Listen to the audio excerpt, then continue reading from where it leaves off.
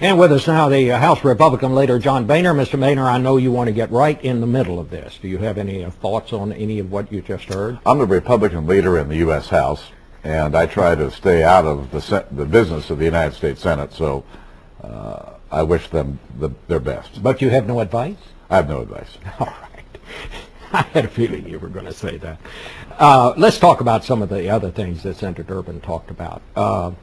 He seemed to suggest, and sometimes it was difficult to understand exactly where Senator Durbin was going this morning. He clearly was kind of keeping his own counsel about things.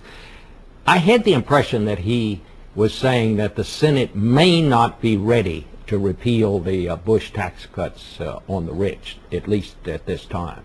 I think in a time of great economic uncertainty, the last thing we want to do is raise taxes on anyone. And we're going to have enough difficulty trying to come to some bipartisan agreement on what this package could look like. And so I can't assure you that raising taxes is not likely to be a part of this package. You think you're confident in saying that because Nancy Pelosi says it's got to be, and she's the House Speaker. She's got a very powerful position, and she's got a lot to say about what this package will look like. But we had a good meeting with the President-elect earlier this week, House and Senate Republican and Democrat leaders. The President-elect made it clear that he wants our input, he wants our advice. So I've taken him at his word, because I think he's sincere about this. And he understands that the economic uncertainty in the country is severe, and the anxiety in the country is at a very high level. And so he wants to work with us. I've appointed Eric Cantor, our number 2 leader, to develop a working group so that we can help develop ideas that we can share with the President-elect.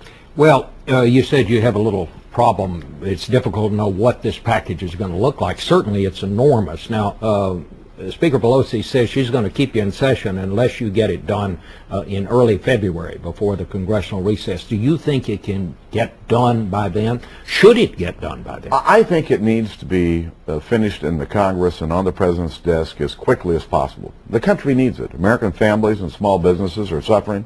We need to do this quickly, but we need to do it in a responsible way. And whether we can do it in a responsible way that quickly is unknown. Earlier this week, I thought surely we could have it to the President's desk by the middle of February. But not sure now. But as I begin to hear comments from my Democrat colleagues in the House and Senate, they're raising real questions. Dave Obey, the chairman of the Appropriations Committee, a Democrat from Wisconsin, said, I don't know how we can spend this much money responsibly in such a short period of time. And then you see Kent Conrad, senator from North Dakota, chairman of the Budget Committee in the Senate, John Spratt, chairman of the Budget Committee in the House, expressing concerns that, the spending here needs to be temporary and that we have a budget deficit that we need to be concerned about. And I think a lot of members of Congress on both sides of the aisle know that we can't borrow and spend our way to prosperity, that we can't bury our kids and their kids under a mountain of debt. And so what is responsible? That'll be the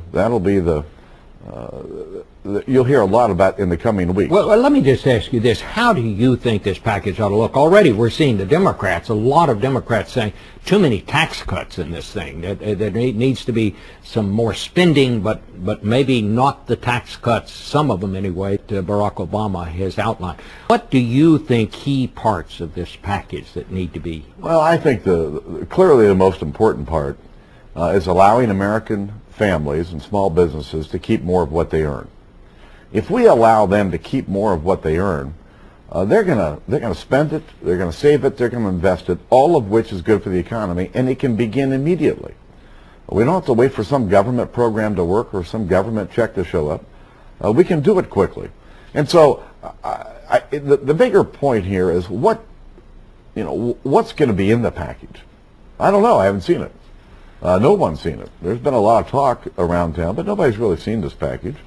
And until we do, it's hard to comment on it. But having said that, we want to lower taxes on middle-class American families, small businesses. On the other side of the coin, most Americans are a little skeptical about government spending. And so why couldn't we tax less and spend less?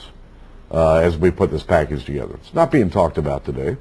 But infrastructure, I think there's a place for infrastructure.